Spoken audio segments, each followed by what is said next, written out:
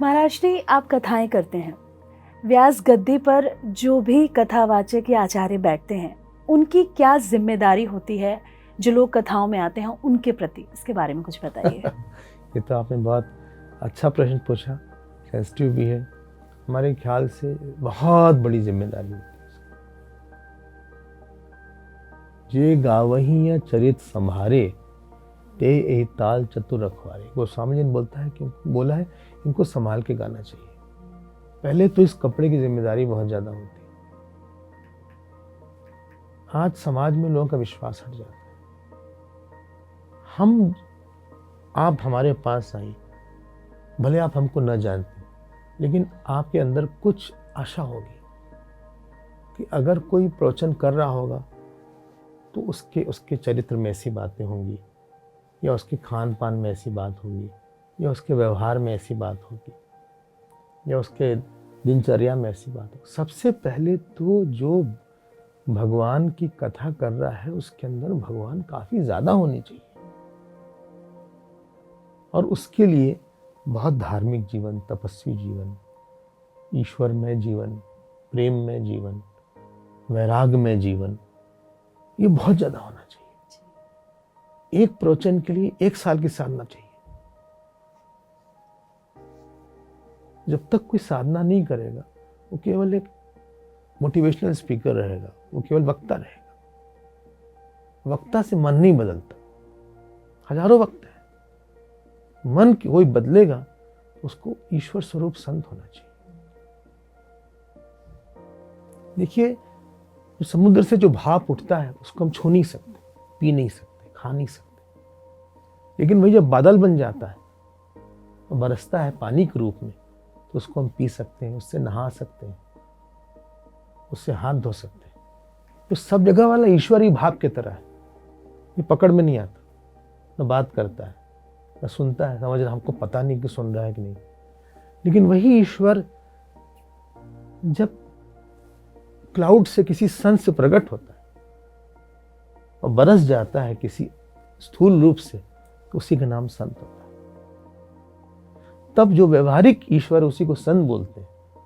उससे हम बात कर सकते हैं, उसको छू सकते हैं, उससे खेल सकते हैं, उसके सामने हंस रो सकते हैं, उससे सुन सकते हैं। तो जो रामायण पे बोल रहा है उसको राम स्वरूप होना पड़ेगा। जो कृष्ण जी के भागवत में बोल रहा है उसको भगवत स्वरूप, कृष्ण स्वरूप होना पड़ेगा। हम जब तक ईश्वरता को अंदर नहीं लाते तब तक हमारी वाणी में न बल रहेगा, न हमारी वाणी किसी को बहुत स्पर्श करेगी। लोग कथा नहीं सुनने आते, केवल लोग शांति चाहते हैं। They don't want information. Information बहुत है, ट्रांसफॉर्मेशन बहुत कम है। हम बदल गए, हमारा मन हिल गया, बुद्धि में चमक आ गई। ये तभी होता है जब कोई ईश्वर हो साथ में। तो संत को ऐसा नहीं होना चाहिए कि वो केवल एक बोलने वाला हो, एक स्पीकर हो। स्पीकर बनना 2 कौड़ी का लक्ष्य है, इसका अध्यात्म से कोई मतलब नहीं। इसीलिए जो आपने प्रश्न किया, जो बोलने वाले हैं उनके जीवन में खुद कम से कम बहुत अधिक धर्म, बहुत अधिक तपस्या, बहुत अधिक उपासना और बहुत अधिक ज्ञान चाहिए।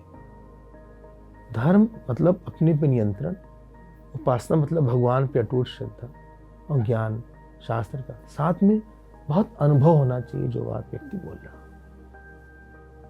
जो ध्यान करेगा उसी को अनुभव होगा, जो जप करेगा उसको अनुभव होगा, जिसके जीवन में प्रेम होगा उसी को अनुभव होगा।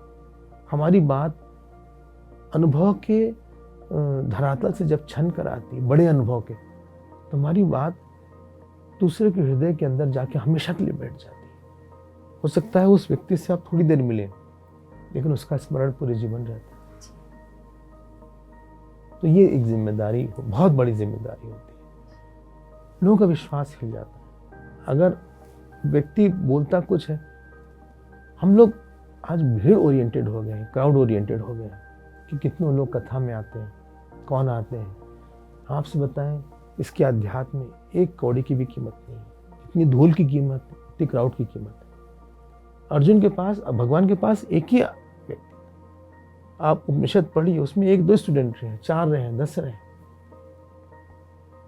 बाहर कितना होता है नहीं, मतलब एक भी कोई बदलता है तो बहुत बड़ा परिवर्तन वो कर सकता है। पूरे संसार को चमकाने के लिए एक सूरज चाहिए होता है, एक चंद्रमा चाहिए होता है, सबको धारण करने के लिए मतलब एक माँ पृथ्वी होती है।